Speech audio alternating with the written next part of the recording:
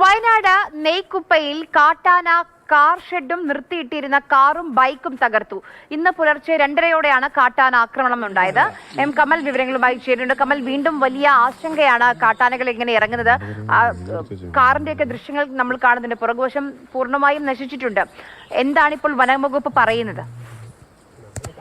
ആര്യ, ഈ വനാതിർത്തി മേഖലകളിലൊക്കെ കാട്ടാനകൾ സ്ഥിരമായി നാട്ടിലിറങ്ങിക്കൊണ്ടിരിക്കുകയാണ്. പ്രത്യേകിച്ച് മഴക്കാലത്ത് ഈ ചക്ക, മാങ്ങ ഒക്കെ തോട്ടങ്ങളിൽ വിളവെടുപ്പ് പാകമാകുന്ന സമയത്താണ് കൂടുതലായി ആനകൾ ഇങ്ങനെ എത്തുന്നത്. ഈ നെയ്ക്കുപ്പ എന്ന് പറയുന്നത് ചെതലയം റേഞ്ചിൽപ്പെട്ട വനത്തിനോട് അടുത്ത് കിടക്കുന്ന പ്രദേശമാണ്. നിരന്തരമായി ഈ കാട്ടാന ഉൾപ്പെടെയുള്ള വന്യമൃഗങ്ങൾ നാട്ടിലിറങ്ങുന്ന ഒരു മേഖലയാണ്. അവിടെയാണ് ഇത്തരത്തിൽ ആനയുടെ ആക്രമണത്തിൽ കാറും ബൈക്കും തകർന്നിരിക്കുന്നത്. അതോടൊപ്പം കാർ ഷെഡും ആന തകർത്തു. പാറയ്ക്കൽ തങ്കച്ചൻ, അമൽ എന്നിവരുടെ കാറും ബൈക്കുമാണ് ഇത്തരത്തിൽ തകർന്നത്. ഇന്ന് പുലർച്ചെയോടെയായിരുന്നു സംഭവം. ഈ മേഖലയിൽ ഉൾപ്പെടെ മറ്റു പല പ്രദേശങ്ങളിലും കാട്ടാനകൾ നാട്ടിലിറങ്ങി ഈ ഇത്തരം പ്രശ്നങ്ങൾ സൃഷ്ടിക്കുന്നത് അതിരൂക്ഷമായി തുടരുകയാണ്.